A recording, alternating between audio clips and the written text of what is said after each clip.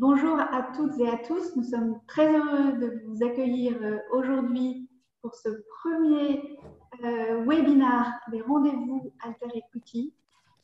Notre ambition Voilà. est de contribuer à notre mesure à la réflexion et à l'action en direction d'une transition énergétique et sociale.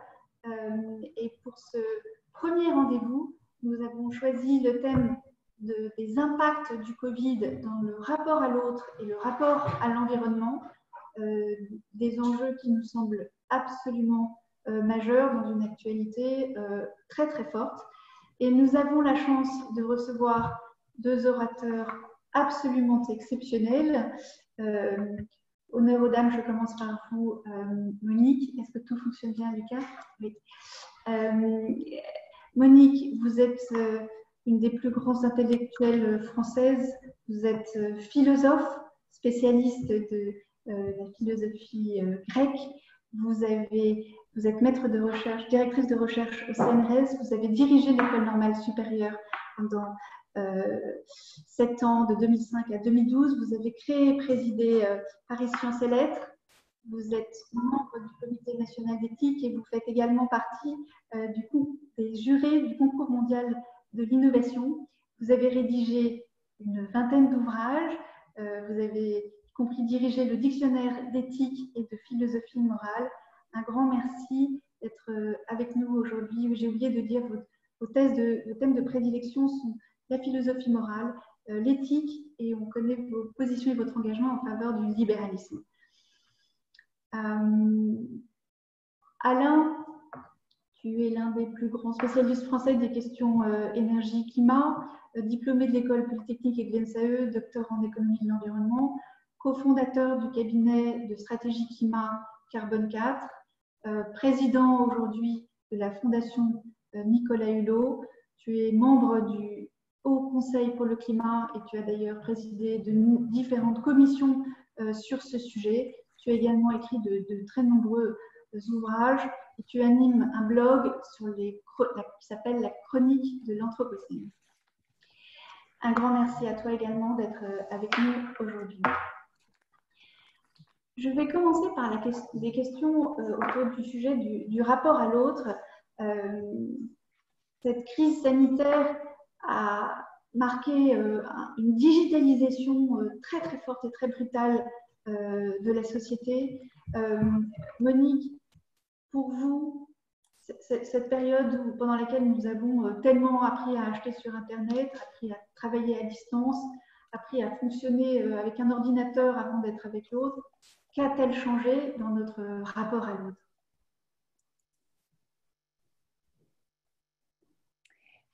Pardonnez-moi, je n'entends plus rien. Bon, alors j'imagine que votre question est terminée, je peux répondre. J'en ai compris le sens, j'espère en tout cas. Je parlais en fait des impacts sur le rapport à l'autre de cette crise sanitaire, notamment sur ce sujet de la digitalisation qui s'est imposée dans nos vies. D'abord, je vous remercie Fanny de m'avoir invitée pour ce premier webinaire donc, de Alter Equity. C'est une occasion extraordinaire que de pouvoir participer de manière aussi directe au lancement d'une nouvelle initiative qui est tout à fait en phase d'ailleurs avec les caractères de la période actuelle. On ne peut pas dire que vous ayez essayé de recycler un mode de communication traditionnel dans des circonstances exceptionnelles. Nous nous sommes adaptés. Alors, pour esquisser une réponse...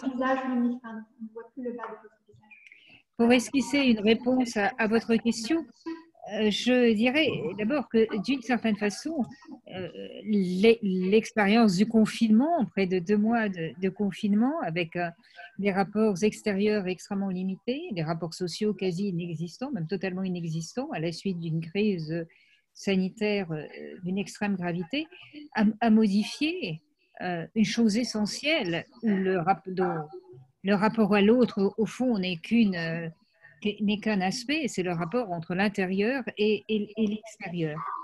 Le rapport également entre le local et le global, la proximité et l'éloignement. Et d'une certaine façon, tout ce qui était en dehors de soi, en dehors de son intérieur, est devenu incroyablement distant et même dangereux, source de menaces et de menaces directes, ce dont il fallait en quelque sorte se prémunir. En tout cas, bien sûr, le terme rapport à l'autre désigne toutes sortes de relations d'une variété infinie. Alors, je ne peux pas les résumer à un seul modèle, mais en dehors des plus proches, c'est-à-dire de la famille ou des personnes avec lesquelles on vit dans son espace domestique, les autres, en général, étaient dans un premier temps conçus comme source de danger. Donc ça, c'est une chose qui restera. On nous parle aujourd'hui de distanciation sociale, et cette expression tout à fait étrange, qui est une adaptation du social distancing anglais, est riche de signification. D'abord, plutôt que de distanciation, il devrait s'agir de distance, tout simplement. On est à distance de l'autre. Et on tente à confondre distance physique nécessaire pour se prémunir d'une éventuelle contamination avec distance sociale. D'une certaine façon, la distance physique nécessaire devrait amener à un souci accru de proximité sociale. Car, si vous voulez, cette période a été très caractéristique du fait que nous sommes tous très vite, parce que précisément nous étions séparés physiquement des autres, nous sommes tous très vite devenus totalement dépendants des autres comme partenaires sociaux. Et le numérique a joué en cela un rôle fondamental. Alors d'abord parce que nous nous sommes rendus compte que certains autres, auxquels nous ne prêtions pas beaucoup d'attention, ceux qu'on a très vite appelés les invisibles, jouaient un rôle fondamental pour assurer les conditions de notre survie, et au sens quotidien du terme et au sens exceptionnel du terme, en cas de maladie, mais aussi parce que nous avons pu apprécier à quel point les relations sociales, les contacts avec autrui étaient importants, et comme c'est normal, même si c'est à première vue paradoxal, on le ressent d'autant plus vivement que l'on est contraint à l'isolement et à l'éloignement. Mais au-delà de cela, nous avons, dans la plus grande majorité d'entre nous, je crois, fait attention, prêter une attention particulière à ceux qui autour de nous étaient les plus fragiles ou les plus vulnérables et qui avaient besoin d'une aide complémentaire ou de signes d'amitié ou de signes de présence proche extrêmement plus riches. Donc tout cela a fait que le rapport à l'autre, si vous voulez, en est sorti à la fois très approfondi, au sens où nous avons une vision beaucoup plus riche de autres, hein, les autres des relations sociales, mais les autres de ceux qui permettent que nous continuions à vivre comme nous en avons l'habitude, les autres qui sont à proximité de nous, mais dont nous pouvions ignorer les détresses. Donc un rapport extrêmement enrichi à l'autre, un besoin de l'autre qui s'est affirmé. C'est pour ça, quant à moi, je n'aime pas trop cette expression de distanciation sociale, puisqu'elle pourrait laisser penser qu'on se distancie des autres. On s'en distancie physiquement, mais leur importance sociale n'en est que plus fortement marquée. Mais par ailleurs, il est certain que le rapport à l'autre en est sorti enrichi, mais également appauvri, parce que c'est toute une dimension de la convivialité, des apports dus à la présence physique de l'autre et qui enrichit ces relations qui ont été évidemment totalement mis de côté. Donc il va de soi que là, le numérique, d'une certaine façon, a été l'objet technique qui a résumé ces deux aspects du rapport à l'autre, à la fois enrichi parce qu'il nous a permis de maintenir le lien de toutes les façons possibles, y compris le lien professionnel, ce qui était très important, mais aussi appauvri parce qu'il a en quelque sorte consacré le fait que nous pouvions nous passer de la présence physique de l'autre.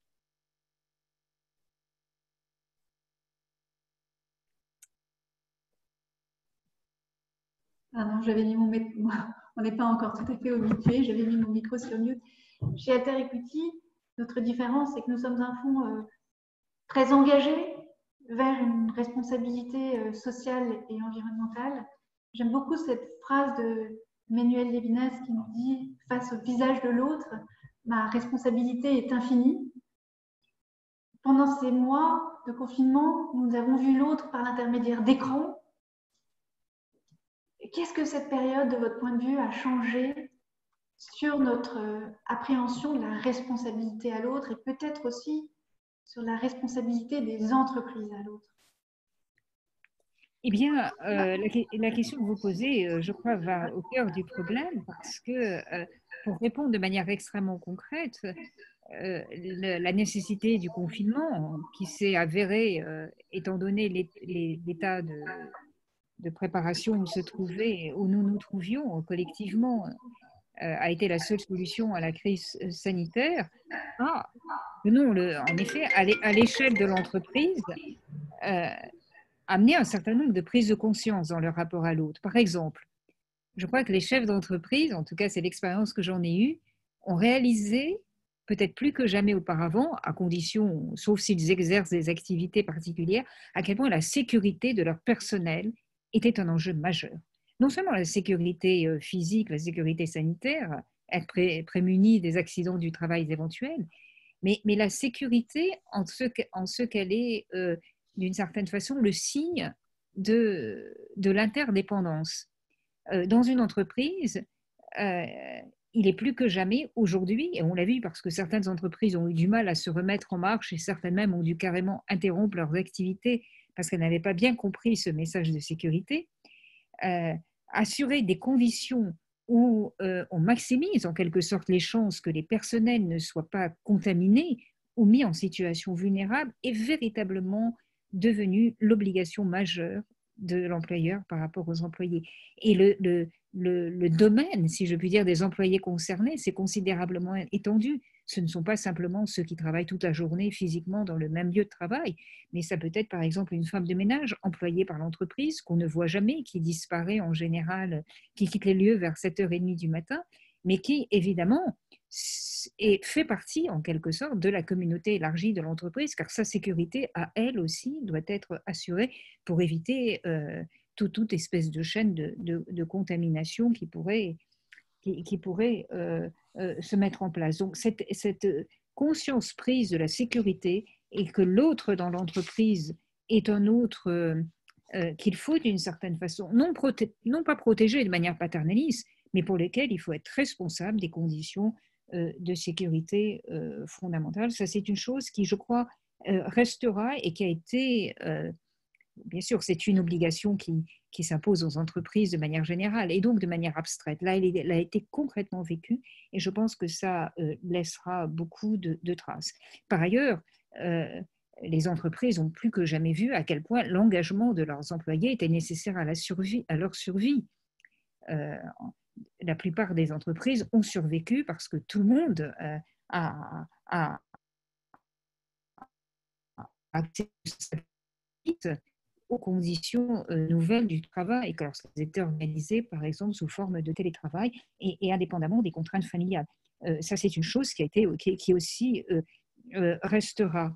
Il me semble qu'un autre élément dans le rapport à l'autre qui pourrait persister au niveau des entreprises, c'est le fait que dans la mesure où pour beaucoup d'entreprises le travail s'organisait à distance sous forme de télétravail, la tâche de chacun était beaucoup plus définie en termes de projets à conduire ou de tâches à accomplir. Si vous voulez, le travail en entreprise, c'est à la fois les tâches que chacun a à réaliser et c'est aussi participer à une gestion commune des affaires. Il est évident que cette dimension s'est un peu affaiblie du fait de l'absence de proximité physique et en revanche, la définition du travail en tâches, en revenant à chacun, avec ce que ça suppose d'autonomie accrue et de responsabilité accrue, a dû certainement, pour beaucoup de chefs d'entreprise, apparaître comme un mode d'organisation du travail dont il fallait sans doute retenir quelque chose après cette crise, même si c'était au détriment évidemment de la synergie un peu mystérieuse de cette espèce d'engagement commun, de dimension commune de l'engagement que peut créer le fait d'être tous ensemble physiquement dans un même lieu. Et je crois aussi, et ça a un impact immédiat dans le rapport à l'autre, que tout ce qui a été de l'ordre de la réactivité de l'entreprise, de la capacité à s'adapter, à très vite développer d'autres types d'actions que ceux pour lesquels elle était prévue, pour précisément soit affronter la crise soit répondre dans l'urgence à des besoins sociaux, à des besoins de production qui étaient évidents, avec ce que ça a supposé de sens, de l'adaptabilité de tous les employés, a pu démontrer d'une certaine façon à quel point la survie d'une entreprise et le succès d'une entreprise dépend véritablement de tous ceux qui y travaillent, quelle que soit leur fonction et quelle que soit la place qu'ils occupent dans la hiérarchie ou dans la chaîne d'exécution. Ça, je crois que c'est aussi un enseignement qui ne sera pas oublié. On t'entend pas? Je ne vais plus me mettre en mute. Qui est lié au point que vous faisiez tout à l'heure sur la place redonnée à certains qu'on pourrait qualifier d'invisibles. Oui, ce qui montre qu'on a beaucoup insisté sur cela. Et ce sont évidemment en général des personnes qui travaillent dans des services qui ont une dimension physique extrêmement importante. C'est le cas des soignants. On a beaucoup développé la téléconsultation à la faveur du confinement et de cette crise, mais il reste que pour finir, dès qu'un certain degré de gravité est atteint dans la maladie, la présence physique du médecin, la possibilité ou de l'infirmière ou de l'aide-soignant, de tous ceux qui travaillent dans le domaine de la santé est quelque chose de tout à fait essentiel. Donc, ce qui pourvoit aux biens publics fondamentaux. La santé, bien évidemment, mais aussi l'éducation. Le rôle des professeurs, d'une certaine manière, s'est trouvé reconnu et peut-être même exalté par des parents qui ont dû occuper la tâche du professeur à longueur de journée. Ils se sont rendus compte que ce n'était pas si évident d'enseigner à des enfants. Donc, ce sont des professions, en quelque sorte, qui vont de soi, qui permettent à chacun de réussir sa vie et dont on tend à oublier qu'elles sont, elles aussi, des formes d'accomplissement et des formes de réussite professionnelle. Ça a été également le cas de tous ceux qui assurent la communication, le fait de fournir des biens de première nécessité, le fait de les rendre immédiatement disponibles dans les magasins de proximité, par exemple. Et ça a été aussi le cas de ceux qui ont travaillé à nous informer. L'information est apparue clairement comme un bien public pendant cette crise, consommée à un niveau jamais vu en quelque sorte. Nous étions tous en quelque sorte rivés à l'information, à la lecture des journaux, cherchant à obtenir, à savoir ce qui était en train de se passer. Et le travail qu'ont fait les journalistes et tous ceux qui essaient de restituer une image aussi fidèle que possible du cours des événements, surtout dans des périodes qui sont comme celles que nous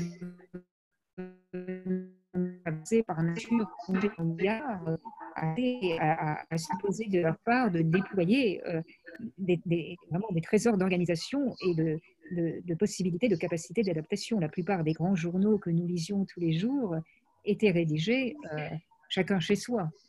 Ce n'était pas quand même une chose très facile à réaliser, mais à la limite, nous aurions pu ne pas nous en apercevoir. Nous l'avons su parce qu'il y a eu des communications publiques à ce sujet, mais c'est une chose que nous n'oublierons jamais. Et il en est de même, d'une certaine manière, je l'espère, pour le travail intellectuel, pour le travail de la réflexion. Il est vrai que ce qu'ont dit les historiens sur les pandémies passées, les éléments d'analyse que nous avons pu trouver ici et là dans certaines contributions ont été aussi extrêmement précieux pour que chacun puisse construire son propre rapport à cet événement exceptionnel. Donc ce sont des biens publics sans lesquels aucune existence ne serait possible et dont nous avions tendance à oublier qu'ils sont incarnés vraiment physiquement par des professions qui malheureusement ne sont pas aujourd'hui les plus valorisées dans notre société, mais dont la nécessité est apparue tout à fait clairement. Au-delà des questions que je vous ai posées, est-ce qu'il y a d'autres dimensions du rapport à l'autre que vous pensez être transformées par la crise que nous venons de traverser?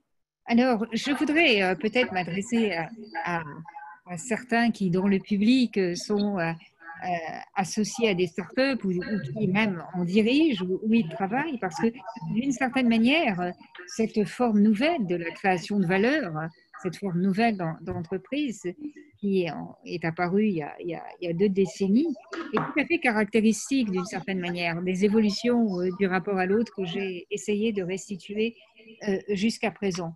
D'abord parce que vous voulez, les startups, euh, bon, comme leur nom l'indique, sont des entreprises en train de se faire qui souvent n'ont pas encore de chiffre d'affaires, où la prise de risque est maximale, qui se développe à partir d'une idée originale.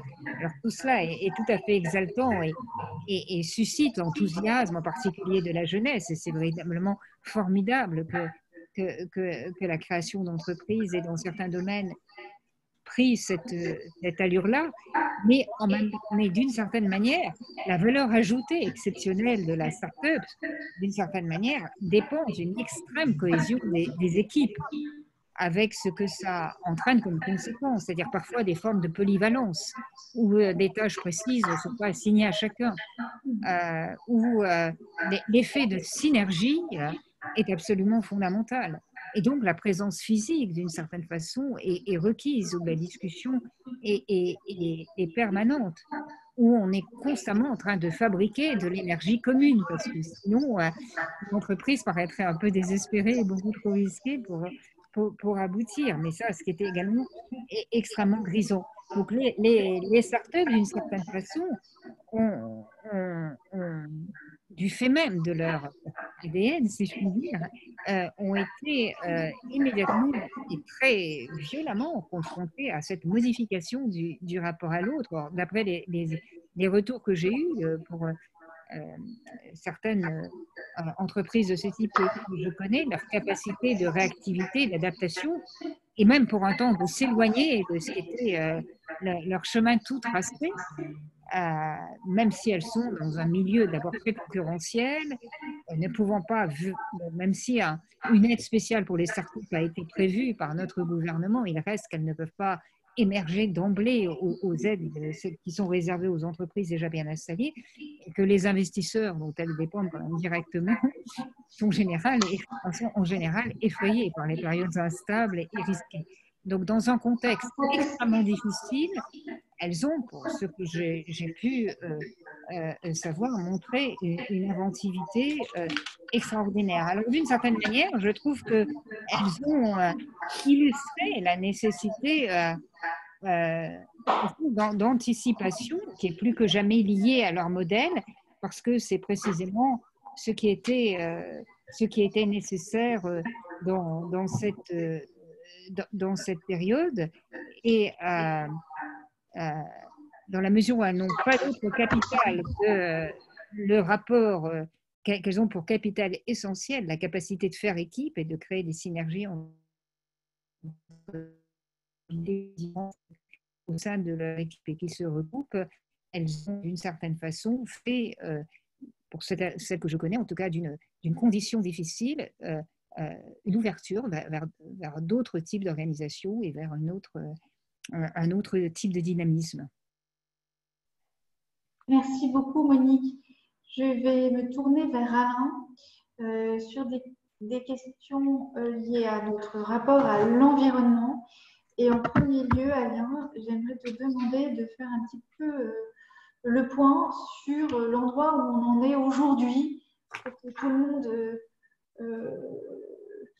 partage cette base d'informations sur la trajectoire de dérèglement climatique et peut-être aussi un peu peut-être aussi de biodiversité. Où est-ce qu'on en est aujourd'hui? Oui, merci beaucoup Fanny, merci beaucoup Monique et merci beaucoup à tous et toutes de ce moment passé ensemble. Où est-ce qu'on en est? Alors, sur le plan très factuel des émissions de gaz à effet de serre, on émet beaucoup trop de gaz à effet de serre pour stabiliser la température sur la planète, ce qui fait que la planète se réchauffe gentiment. L'augmentation de la température moyenne planétaire, qui est quelque chose qui est mesuré de manière très précise par de nombreuses équipes scientifiques, elle est supérieure à 1 degré depuis le milieu du 19e siècle, en gros l'ère qu'on appelle pré-industrielle. Et elle augmente continuellement. Donc les spécialistes du climat nous disent que si on continue sur la lancée actuelle, on augmentera la température moyenne planétaire de l'ordre de 4 à 5 degrés d'ici 2100 par rapport à ce qu'elle était au milieu du 19e siècle et avant. Alors, ça peut paraître limité parce qu'en règle générale, on mélange la température moyenne planétaire et la température qu'il y a dehors ou dans la pièce. Il n'y a aucun rapport. C'est une grosse moyenne qui est en cause. Et pour bien illustrer ce que veut dire 4 à 5 degrés, il faut juste se rappeler que lors de la dernière glaciation, donc une période où en Europe, il y avait des glaciers de 2 km de haut, on traversait la Manche à pied sec, l'écart entre la température de l'époque et maintenant est précisément de 5 degrés. Donc 4 à 5 degrés, c'est ce que les climatologues appellent un changement d'air climatique. Les conditions générales de vie sur la planète deviennent complètement différentes. Donc quand c'est vers le froid, on voit assez bien de quoi il s'agit. Quand c'est vers le chaud, on imagine moins bien parce qu'on ne l'a pas vécu. Si probablement il y a quelques millions d'années, quelques dizaines de millions d'années, au moment où il y avait des crocodiles au pôle Nord. Donc il faisait une température très, très élevée. Alors, il y a des modèles maintenant qui permettent de simuler ce qui se passerait à 4-5 degrés. Une des choses les plus sensibles auxquelles on peut penser, c'est qu'il y a une grosse partie de la planète où les conditions de température et d'humidité sont telles qu'elles sont inhabitables. C'est-à-dire que le corps humain a des limites au croisement de trop de température et trop d'humidité. Et ces limites sont telles que si on n'a pas de climatisation, on meurt au bout d'un certain temps. Et donc, c'est clairement une situation, si on laisse aller les choses se faire, qui devient invivable avec pour l'immense majorité des habitants de cette planète, on va dire ça comme ça, sachant que n'oublions pas qu'on est plus de 8 milliards d'êtres humains sur la planète, qu'en 2050, les prévisions sont qu'on sera, ou les projections plus exactement, qu'on sera aux environs de 10 milliards, donc ça fait beaucoup de monde. Plus aucune zone habitable qui ne soit pas habitée, et des densités très très importantes dans des pays qui sont précisément touchés par l'augmentation de la température. Donc l'Asie du Sud, l'Inde, toute la zone intertropicale est massivement concernée par ce réchauffement, et donc les conditions de vie seront insupportables. Il ne faut pas croire un instant que les personnes qui habiteront dans ces régions-là resteront toutes seules comme des grands, sans essayer de venir nous voir, nous qui vivrons non pas au paradis, parce que ce sera dur aussi, mais dans des conditions un tout petit peu moins insupportables. Alors, deuxième grand élément de ce paysage un peu difficile à entendre, c'est qu'il y aura des problèmes d'alimentation. Donc, dans les rapports du GIEC, qui est l'organisme international qui synthétise toute la production scientifique, il décrit très clairement que dans ce type de trajectoire, il y aura des problèmes, on retrouvera la famine de manière assez générale. Et évidemment, puisqu'on est en crise actuellement avec un virus, évidemment, ce n'est pas la peine de le dire, mais je le dis quand même, les fameuses maladies émergentes se développeront. Alors les maladies émergentes, elles se développent pour deux raisons. C'est d'une part parce que les conditions de vie changent, donc les virus, mais même aussi les bactéries bougent et essayent de se retrouver dans des endroits qu'elles aiment bien. Donc là, il y a certains virus qui apparemment n'aiment pas trop le chaud. On espère bien que celui qui déclenche la Covid, on espère qu'il va se calmer en période estivale, mais il y en a d'autres, c'est le contraire. Et donc, il est assez évident pour les spécialistes qu'on aura plus de maladies dans cette période-là. Donc ça, c'est le point où on en est.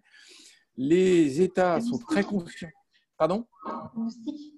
Oui, les moustiques, les petites bêtes, enfin bon, il y a tout un tas mais je ne vais pas en rajouter trop parce que la litanie serait vite déprimante. Je pense que ce n'est pas la peine.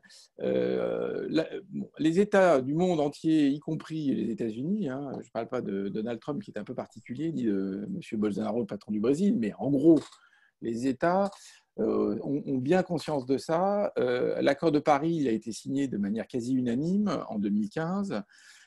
Et c'est un engagement qui a été pris par l'ensemble de la communauté internationale de limiter l'augmentation de la température moyenne planétaire à 2 degrés par rapport à le même moment, c'est-à-dire en gros 1850. Est-ce qu'on va y arriver? Est-ce qu'on ne va pas y arriver? Et ça, c'est un débat qui dépend vraiment beaucoup de nous. Donc, je pense que je vais peut-être insister 2 secondes sur notre responsabilité en la matière, puisque c'est quand même un des sujets de cette soirée. Ça dépend beaucoup de nous. C'est-à-dire que on n'est pas en 1347, 8 ou 9, là, je parle sous contrôle de Monique, quelques ans avant la peste noire qui a décimé la moitié de l'Europe. On n'est pas face à une tragédie qu'on ne voit pas venir, face à une tragédie dont on ne connaît pas la cause, dont on ne connaît pas bien les conséquences, et on n'est pas à considérer qu'il faut mettre des toges blanches et je ne sais pas quel habit un peu bizarre pour éradiquer la peste. On est face à un problème qu'on connaît bien, qui est extrêmement bien documenté, dont la cause est très très connue, c'est ces fameux gaz à effet de serre, le CO2, le méthane, tout ceci est absolument indiscutable et je pense que s'il y a un message à bien comprendre ce soir, à bien retenir, c'est qu'il n'y a pas de discussion au sein de la communauté scientifique sur cette question-là. Or, qui est-ce qui émet les gaz à effet de serre? C'est nos machines, principalement les équipements, les grosses usines qui font de l'énergie, hein, donc les centrales au charbon, les centrales au pétrole, les centrales à gaz. Ce sont les moyens de transport qui nous permettent de nous déplacer quand elles utilisent du pétrole. Ce sont nos moyens de chauffage, s'ils sont au fioul ou au gaz. Bref, c'est tout ce qui transforme de l'énergie fossile en CO2 par combustion. Ça, c'est le premier gros poste d'émissions de gaz à effet de serre. Le deuxième, c'est le méthane. On le rencontre beaucoup plus dans l'agriculture et dans la gestion des déchets. Et éventuellement, l'agriculture, c'est les ruminants. Je pense que tout le monde sait maintenant qu'un ruminant, ça émet du méthane. C'est aussi dans les rizières en Asie. Hein, les rizières méthanisent. Et donc, toutes ces activités-là sont humaines, toutes ces activités-là, on peut agir dessus, soit nous individuellement, parce qu'on peut décider, d'ailleurs on a été obligé, donc on l'a fait, on s'est moins transporté pendant quelques mois, et je vais y revenir dans 2 secondes. On peut changer de moyens de locomotion, on peut préférer des moyens de locomotion qui sont bas carbone, comme on dit, c'est-à-dire qui émettent moins d'émissions de gaz à effet de serre. On peut décider de se chauffer un peu moins. Il y a beaucoup de choses qui sont à notre portée. Il y en a d'autres qui sont à notre portée en tant que citoyens parce qu'on exerce notre pouvoir de vote et on exerce une pression sur l'opinion publique compte, les représentations sociales comptent. Et nous exerçons donc notre responsabilité de citoyen face à des dirigeants qui peuvent agir sur les systèmes d'ensemble. Donc, je prends un exemple très très concret. L'industrie automobile est en grande difficulté aujourd'hui. Le gouvernement se sert de nos impôts pour aider l'industrie automobile. Il y a des marges de manœuvre qui sont, est-ce que je continue à favoriser le développement des SUV, sachant que peut-être que dans 5 à 10 ans, les urbains, dont nous sommes tous très majoritairement, n'aiment pas trop les grosses voitures en ville. Moi, je ne suis pas complètement fasciné quand je vois une Porsche Cayenne qui se balade dans le 8e. Je ne comprends pas très bien à quoi ça sert, même si j'ai beaucoup de respect pour la personne qui roule avec, ce n'est pas la question. Donc j'ai suivi dans les villes et je ne suis pas sûr que ça a un avenir de très longue durée. Donc sauver cette industrie-là sans contrainte ne me paraît pas une bonne idée. En revanche, se dire les pouvoirs publics ont un pouvoir réglementaire, ont un pouvoir financier, un pouvoir d'orientation, un pouvoir de parole de nature à faire évoluer tout le système socio-technique, je pense que ce n'est pas anecdotique. Ce qui nous arrive aujourd'hui sur le Covid a aussi un effet intéressant dans notre rapport à l'urbanisme. Là, je vous parle de loin, je suis à 800 km de Paris. Bon, finalement, peut-être que je vais considérer que je ne suis pas obligé de m'entasser dans le centre-ville, même si j'aime beaucoup Paris, je suis parisien dans l'âme.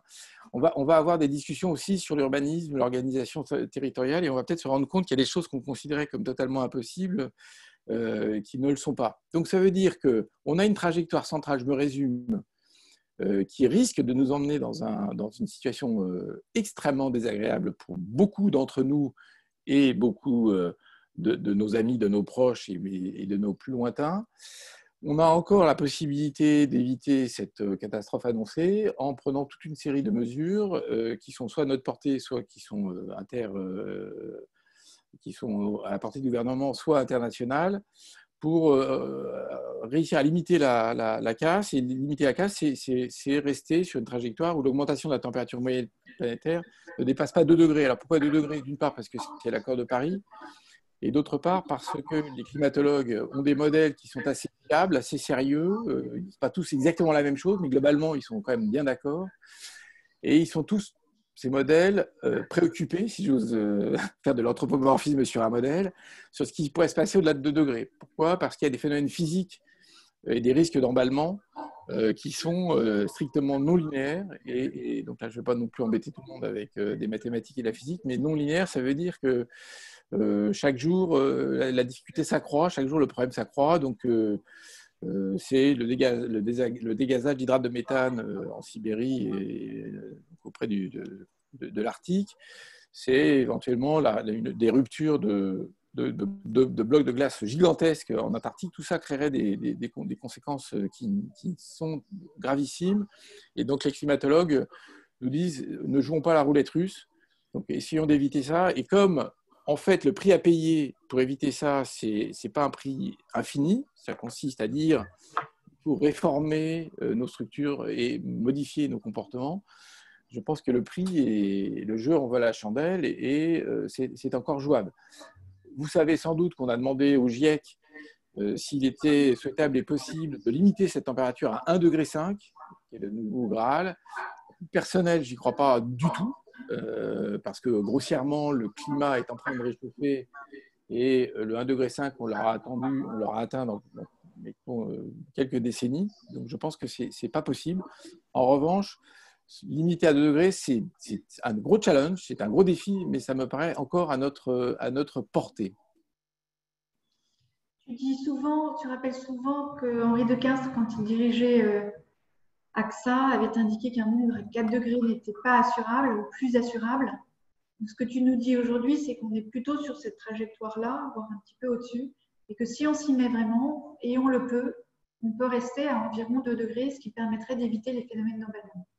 C'est ça, c'est-à-dire que le fait que le monde ne soit pas assurable selon le cas, ça veut dire quoi? Ça veut dire que vous avez une villa à Miami, vous ne trouverez pas d'assureur qui vous assure contre une inondation de cette villa parce que c'est un phénomène certain. Donc les assureurs n'assurent pas des dégâts certains. C'est aussi simple que ça. Merci Alain.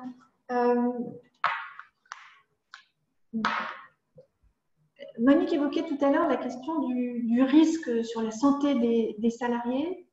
Sur la question du risque environnemental, comment est-ce que cette période a changé la perception des uns ou des autres? Est-ce que tu crois qu'il y aura un après-Covid sur la question du risque environnemental? Ouais, par exemple sur la supply chain ou sur d'autres sujets? J'ose espérer. Alors là, après, ça dépend des jours. Il y a des fois, je suis très optimiste et des fois, je suis très pessimiste. Donc ce soir, vous avez de la chance d'être le Alain optimiste. Donc, le Alain optimiste va dire la chose. On a quand même compris un truc, c'est que ne pas lire les alertes des scientifiques, c'est souvent pas une bonne idée. Comme l'a dit Monique, on a passé tous beaucoup de temps à lire et en lisant, on s'est rendu compte qu'il y avait des experts de l'épidémiologie qui avaient dit attention, attention, attention. Le SRAS, c'était juste un jeu d'essai. Il est assez probable qu'on aura des épidémies et certains même avaient prévu précisément l'émergence de ce type de virus. C'était un virus très embêtant qui est létal dans certains cas, qui est assez contagieux.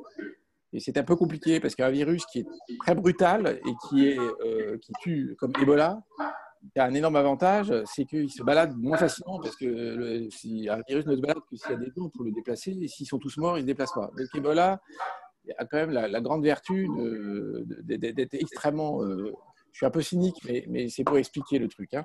Alors, je pense que ça, c'est un premier point. J'ose espérer que les uns et les autres ont compris que les alertes des scientifiques, c'est pas excusez-moi Monique, c'est pas de la littérature. C'est pas de la littérature au sens, c'est pas imaginaire. C'est même un peu bêtement factuel, très concret. Sauf que, là, la grande difficulté, la littérature scientifique, si j'ose employer ce terme, est une littérature qui dit qu'il y a des risques et il y a des incertitudes. Et ça, c'est un peu embêtant parce qu'on aime presque plus facilement jouer avec des choses très déterminées qu'avec des risques. Là, ce que la littérature scientifique nous dit, et ce que les scientifiques du climat nous disent depuis des années, c'est qu'il y a quelque chose, on a des risques d'avoir des événements très désagréables, et c'est des risques et en même temps des certitudes. C'est ça qui est un peu compliqué dans l'affaire. Donc je prends un exemple très concret pour me faire comprendre. Quand il y a eu des gigantesques incendies en Australie, c'était la matérialisation d'un risque. Le risque, il est probable, et en France, c'est tout à fait aussi clair qu'on a ce risque-là, il est probable que les forêts subissent des problèmes très majeurs qui sont soit des grosses tempêtes en France, soit, deuxièmement, des incendies dans les forêts du Sud-Est, soit, troisièmement, des ravageurs. Hein, donc, les bestioles, elles peuvent aussi s'attaquer aux végétaux. Et donc, les forestiers que je connais de l'INRA ou de l'ONF me disent tous, d'ici 2050, il est hautement probable qu'on aura un désastre complet auprès desquels les ennuis qu'a eu la forêt des Landes sont anecdotiques. Bon. Donc, je pense que ça, c'est le premier point de cette crise. Je pense qu'elle permet de dire attention, quand les scientifiques en communauté organisée qui travaillent de manière extrêmement sérieuse nous disent qu'à la fois le réchauffement est inévitable si on continue sur notre trajectoire et que deuxièmement, ceci va se traduire par toute une série d'événements très désagréables, il faut prendre ce propos à la lettre, même si on ne sait pas, c'est là où il y a un élément d'incertitude, même si on ne peut pas dire en 2022, en juin précisément, il y aura telle augmentation de température et il y aura une inondation à Nîmes dans le centre-ville. Moi, je ne sais pas dire ça, mais je sais dire globalement, on a des risques. Donc, ça veut dire que les uns et les autres, on peut, et d'ailleurs, nous, Carbone 4, on aide les entreprises à réfléchir, à anticiper cet élément de risque et de faire face donc à des scénarios dans lesquels il pourrait y avoir des grosses difficultés. Alors la supply chain, pourquoi c'est important dans cette affaire-là? C'est parce que nous sommes tous des... Et là, j'ai bien aimé le propos sur l'interdépendance, la compréhension qu'on est très interdépendants, parce qu'on a tendance à oublier, et là, on n'a pas oublié, que les colis, ça arrive pas automatiquement. Il faut qu'il y ait des gens pour s'en occuper et que quand on fait un assemblage de n'importe quoi, il faut qu'il y ait une supply chain amont qui fonctionne à peu près. Et si dans les stades de cette supply chain qui peut être très longue et compliquée, on a un pays entier qui est bloqué ou une usine qui ne fonctionne pas, ben, on va ne pas réussir à être livré in fine. Même s'il y a eu des trésors d'ingéniosité, même si les gens dans les magasins, les magasiniers ont fait le job, il y a quand même eu des gros problèmes de livraison pendant la période du Covid. Bon, ce sera bien pire dans une situation très perturbée par un choc climatique. Et on ne sait pas bien, là aussi, à nouveau, petit problème de gestion de l'incertitude et de risque, on ne sait pas bien où ça se passera. Il y a eu des inondations extraordinaires en Thaïlande il y a quelques années. Ça a perturbé très fortement l'industrie des CD et des mémoires sur l'informatique. Personne ne savait trop qu'il y avait des usines un peu spécialisées qui étaient en Thaïlande et ça a bloqué le... Donc ça légitime et ça encourage à faire attention à ça, à faire attention à ces dépendances et à faire attention à la manière de s'organiser pour être toujours interdépendant, mais moins dépendant de cette vulnérabilité. Je voudrais dire un autre point, Fanny, si tu me l'autorises, j'en ai pour 2 minutes. Les émissions de gaz à effet de serre de cette année vont baisser de quelques pourcents. Alors, c'est assez difficile à prévoir parce qu'en fait, ça va grosso modo dépendre très précisément de la baisse du PIB. Parce que les émissions de gaz à effet de serre, une année donnée, sont très proportionnelles au PIB. Ce sera peut-être un tout petit peu supérieur à la baisse du PIB parce qu'on a un tout petit peu plus réduit l'aviation que d'autres activités, mais comme le charbon a bien fonctionné, on ne sait pas trop. Si à la fin de l'année, on a moins 7% de PIB, on aura à peu près moins 7% de gaz à effet de serre. Pour atteindre, pour limiter nos émissions de gaz à effet de serre à 1,5 degré, ce que j'ai cité tout à l'heure, il faut précisément que ces émissions baissent chaque année de 7%. Donc ça permet de visualiser, cette crise a quand même un gros avantage, elle permet de se représenter ce que ça peut vouloir dire d'atteindre 1,5 degré. 2 degrés d'ici 2050. En permanence, hein, chaque année. Pour faire 2 degrés, il faut quand même baisser drastiquement les émissions de gaz à effet de serre, il faut les baisser de 4% par an, ce qui est énorme, mais quand même 2 fois moins que ce qu'on aura fait cette année, je pense. Mon propos là, et je termine là-dessus, c'est que pour le faire, on comprend bien, je pense, qu'on ne va pas le faire par pure sobriété et par pur serrage de ceinture. Je pense que personne n'imagine que pendant des années et des années, il faudrait que l'équivalent de 2, 3, 4 mois par an, on ne se déplace plus, on ne prenne plus l'avion, etc. Donc ça veut dire que je pense que chacun d'entre nous comprend que le but du jeu, ça sera d'investir, de changer des technologies. Et donc les entrepreneurs, les startups et tous les acteurs de cette fameuse transition, ils sont bienvenus à inventer des dispositifs qui nous permettraient d'avoir une vie bonne et agréable, pas confinée, pas avec des quotas, parce que moi aussi je suis assez libéral en fait, et donc j'aimerais bien éviter le rationnement et j'aimerais bien éviter des mesures disciplinaires extrêmement strictes.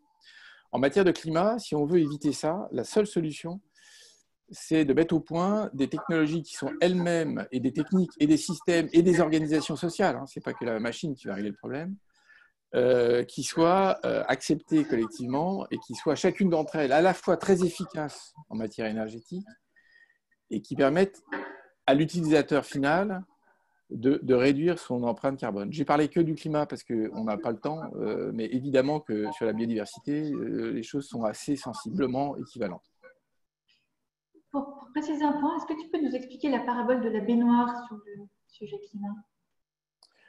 Oui, alors ça c'est assez facile à expliquer. C'est que, grosso modo, l'atmosphère se comporte à peu près comme une baignoire dans laquelle il y a un remplissage. Et donc le remplissage, c'est les émissions de gaz à effet de serre qui sont liées au fait que nous émettons du CO2 quand nous brûlons des énergies fossiles, que les ruminants émettent du méthane. Ça, ça fait rentrer l'eau, c'est-à-dire le CO2 dans la baignoire.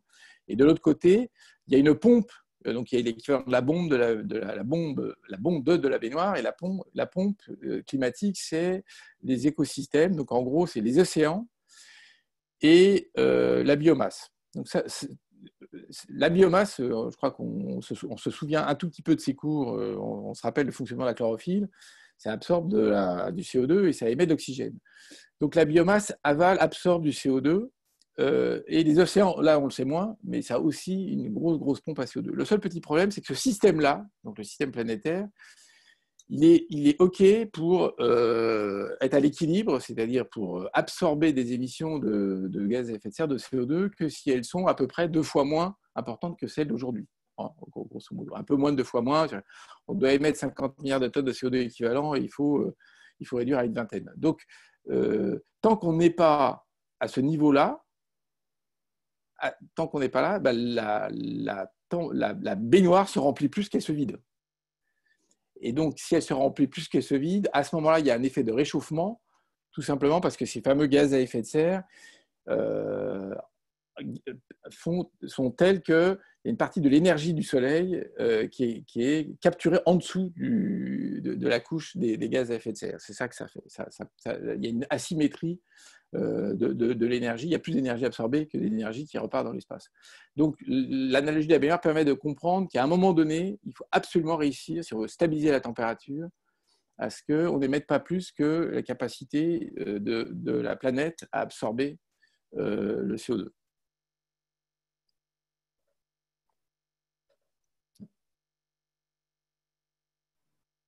Monique, sur ces impacts de notre rapport à l'environnement à l'issue de cette période, est-ce que vous souhaiteriez ajouter quelque chose? Oui, c'était tout à fait passionnant. Alors, 2 points. D'une part, sur les effets de l'environnement, et pour garder le lien avec le sujet du rapport à l'autre, faire le lien même entre les deux thématiques de ce webinaire. De l'environnement, puis de manière générale, le développement a amené une terrible densification des habitations, c'est-à-dire des zones qui étaient totalement protégées et qui jouent un rôle fondamental dans l'équilibre général en matière de biodiversité et dans d'autres domaines aussi, se sont trouvées déstabilisées. Le fait que les échanges humains se soient considérablement accrus, que le rapport à l'autre en temps normal, avant cette crise justement, qui a été un terrible coup de semonce, soit un rapport de très grande proximité, dans l'ignorance totale des risques que cela peut comporter, et en particulier en cas d'épidémie, a fait que cette proximité plus grande n'a pas simplement affecté les humains, mais également le rapport entre humains et animaux. La transmission de virus animaux aux hommes, en particulier dans la région qui est probablement à l'origine de la contamination, des premiers cas de contamination interhumaine, c'est-à-dire le sud de la Chine, est un phénomène extrêmement ancien qui est observé depuis très longtemps et qui, jusqu'à présent, était régulé dans la mesure où la densité de population était telle qu'il s'agissait d'une transmission de l'animal à l'homme. Lorsque la modification des conditions de vie, la proximité de plus en plus grande entre les hommes et les animaux, et qui reste extrêmement forte en Chine, et qui curieusement n'est pas un trait du passé, mais un trait accru de la modernité, et la densité des peuplements humains ont fait que on est passé d'une contamination animale-homme à une contamination interhumaine. Ce n'est qu'un cas parmi beaucoup d'autres, mais la densification des habitations, l'urbanisation de la planète, avec forcément la consommation nécessairement plus élevée d'énergie fossile en particulier, est à la fois une manifestation de la modernité, c'est un signe majeur de la modernité, et qui en renforce les effets négatifs, en particulier en termes de dommages sur l'équilibre climatique. Et le deuxième point qui m'a beaucoup intéressé dans le développement d'Alain était ce qui avait trait au risque. En effet, en matière, pour ce qui a trait au risque épidémique, c'est un risque probable. C'est un risque qui est parfaitement documenté. Son occurrence est le plus souvent difficile à prévoir, en tout cas avec du recul, et peut être prévu sans doute à quelques mois, mais pas davantage. Mais c'est un risque totalement avéré. La meilleure manière qu'il est avéré, c'est qu'il s'est déjà produit dans l'histoire. Donc la notion de risque probable doit être vraiment distinguée conceptuellement de la notion de risque potentiel. C'est un risque dont on ne sait pas s'il se produira, dont il faut quand même tenir compte, en particulier pour éviter, au cas où il se produirait, que les conséquences soient trop dommageables. Mais avec le risque épidémique, il ne s'agit pas de cela. L'attitude rationnelle à l'égard d'un risque probable, c'est de s'en prémunir. Évidemment, d'abord en essayant d'agir sur les causes pour en diminuer les risques d'occurrence, et puis ensuite en essayant de se donner une première ligne de moyens de réagir qui empêchent que les effets les plus nocifs se répandent trop rapidement ou trop largement. En guise de conclusion, nous nous rapprochons de la fin de ce webinaire. J'ai envie de vous demander à chacun, je vais commencer par toi Alain, puisque Monique vient de s'exprimer, quels sont les conseils que tu donnes à un dirigeant d'entreprise aujourd'hui dans l'intégration de cette responsabilité profonde que nous souhaitons vis-à-vis des personnes et vis-à-vis de l'environnement, et post-Covid, quels sont tes conseils vis-à-vis des dirigeants d'entreprises et de start-up? Oui, je vais revenir sur ce que je viens de dire, c'est-à-dire que le premier point, c'est de prendre vraiment au sérieux ces questions-là, de ne pas considérer que cette affaire d'environnement, comme ce n'est pas dans mes comptes, dans mon compte de résultats ou dans mon bilan, ça n'existe pas. C'est quelque chose qui va être très, très important dans la conduite des affaires et même des petites entreprises. Sur deux volets, ou trois même, on va dire. Donc, il y a un volet atténuation, c'est-à-dire comment, dans mon activité, je peux essayer de limiter mes impacts environnementaux. Donc, pour les limiter, il faut les mesurer. Donc, évidemment, je conseille à tout le monde de comprendre ce que c'est que son bilan carbone et le faire rapidement. Il ne s'agit pas d'y passer 3 mois, mais il s'agit de comprendre de quoi il s'agit pour voir quels sont les leviers sur lesquels je peux agir. Ça, c'est le volet atténuation de ma propre activité. Ensuite, comme je l'ai dit tout à l'heure, je le redis, réfléchir à ce qui, dans mon offre de services, dans mon offre de produits, dans mon business, dans l'évolution future de mon business, pourrait être de nature à aider mes clients, mes prospects d'aujourd'hui, donc mes clients de demain, à réduire leur impact. Ça, c'est le volet atténuation. J'ai beaucoup parlé des risques probables, pour prendre l'expression.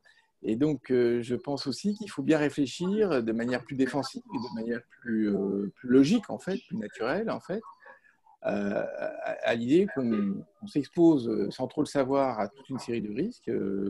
Donc c'est vraiment très utile de le savoir. Et je pense que, on a dit très rapidement tout à l'heure que cette crise du Covid manifestait quand même une certaine forme d'impréparation. Alors, en l'occurrence, c'était quand même clairement l'exécutif et l'administration qui étaient en cause. Il y a eu il y aura, et ça va continuer, il va y avoir de la polémique là-dessus. Mais moi, ça ne m'intéresse pas de polémiquer là-dessus. Ce qui m'intéresse, c'est de dire, effectivement, quand on sait qu'il y a un risque probable, il faut s'y préparer et il faut y réfléchir et faire un peu de calcul économique en disant jusqu'où il faut que j'aille, parce qu'évidemment, on est entrepreneur, on n'est pas là pour sans risque, on prend des risques. Donc il faut de mon point de vue, bien calibrer la réponse en termes d'adaptation au risque. Et ça, pour le faire, je pense que ces webinaires sont très intéressants. Fanny, si je peux me permettre de te remercier.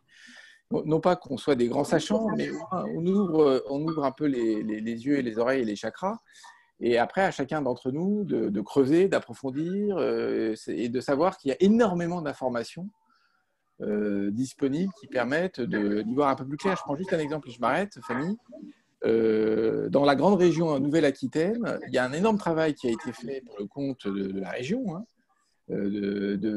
d'identification de tout le travail scientifique qui a été fait sur cette région-là pour savoir comment allait évoluer le climat dans cette région. Donc il y a des informations assez locales qui permettent aux autorités de se dire, bon, bah, la Garonne, comment va se comporter, les bassins hydrologiques, comment ils vont bouger, la vigne, qui est quand même complètement stratégique à Bordeaux, comment le climat va bouger. Est-ce que le dérèglement climatique? Voilà. Et donc, ça veut dire qu'on a beaucoup plus d'informations qu'on ne croit, simplement il faut aller un petit peu la chercher et puis se l'approprier et après en faire quelque chose qui permet de fonder une décision rationnelle qui est jusqu'où je limite ma prise de risque et comment j'avance dans cette direction. Voilà en gros les 2-3 conseils que je donnerai ce soir. Merci beaucoup. J'ai beaucoup d'autres questions à te poser, mais je vais passer la parole à Monique parce qu'il ne nous reste plus beaucoup de temps. Et Monique, je vous pose la même question. Quel conseil donnez-vous à un dirigeant de start-up ou d'entreprise aujourd'hui dans cette approche de responsabilité sociale et environnementale et post-crise sanitaire? Eh bien, d'une certaine manière, d'assumer ce qu'est l'entreprise, c'est-à-dire une réalité sociale.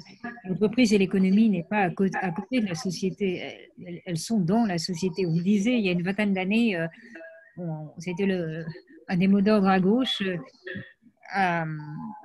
oui à l'économie de marché, mais non à la société de marché. J'ai toujours trouvé cette formule extrêmement mystérieuse et évidemment, la société, le marché, c'est un phénomène social, heureusement, parce qu'étant un phénomène social, c'est un phénomène qui est obligé d'être considéré comme responsable, c'est-à-dire à la fois responsable dans les effets positifs qu'il peut avoir, mais responsable également des effets négatifs qu'il peut causer.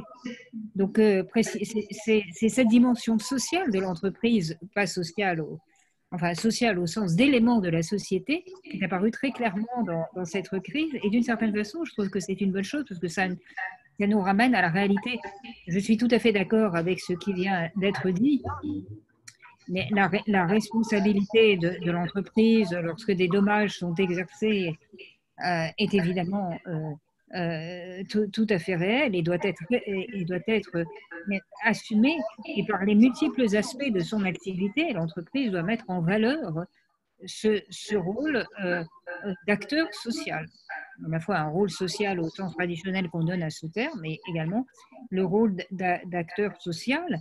Et une entreprise peut se trouver prise dans une chaîne de valeur pour un bien de première nécessité, de première urgence ou d'autres biens de ce type qui doivent amener, dans certaines circonstances, à une mise à plat et à une pondération de la rentabilité économique et l'utilité sociale du produit fabriqué. Alors, évidemment, en tenant compte d'un certain nombre de données.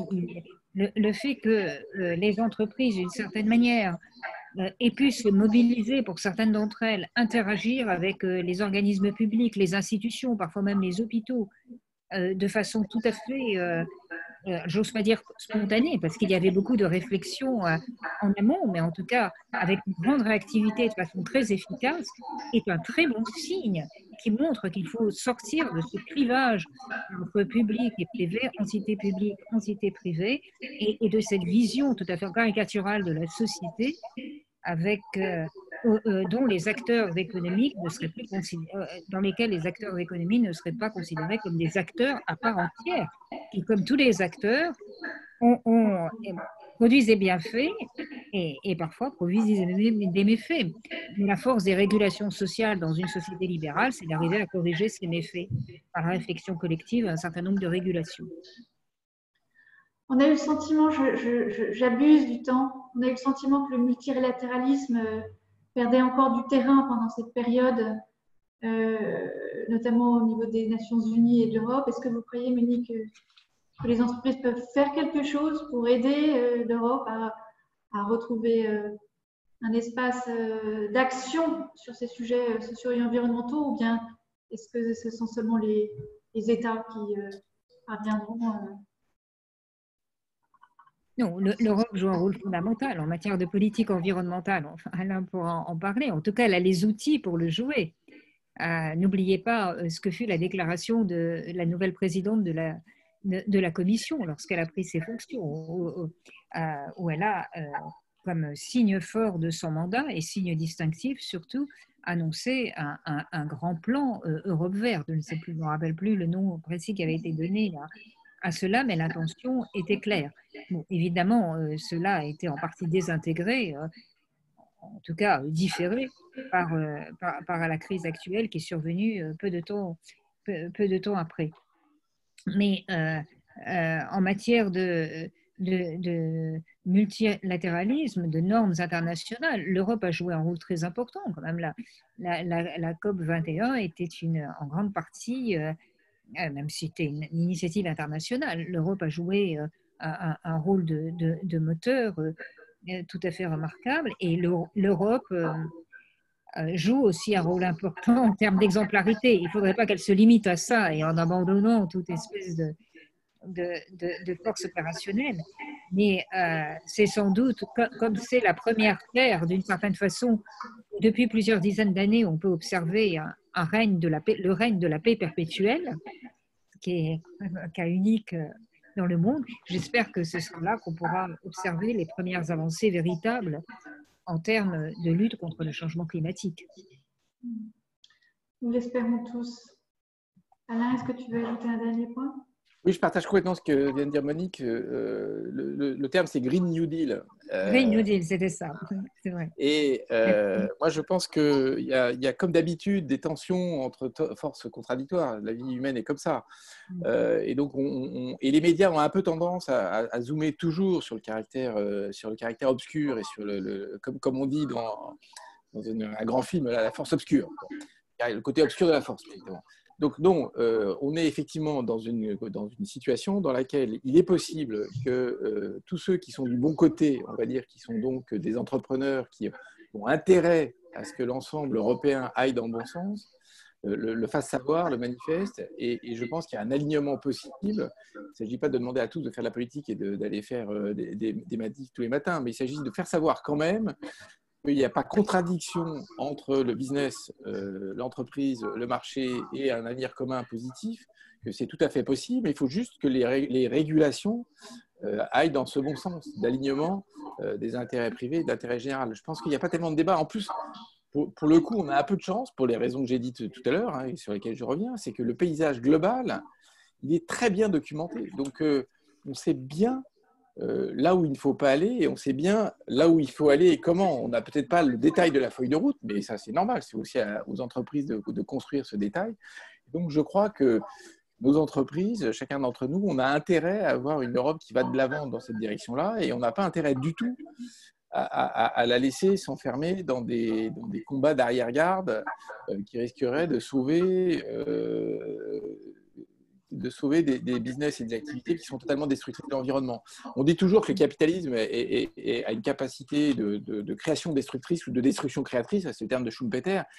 Je ne veux pas insister trop sur le côté destruction, mais c'est quand même vraiment évident que les entreprises et les entrepreneurs qui vont de l'avant dans la bonne direction ont intérêt à ce que l'Europe aille dans la bonne direction. Voilà.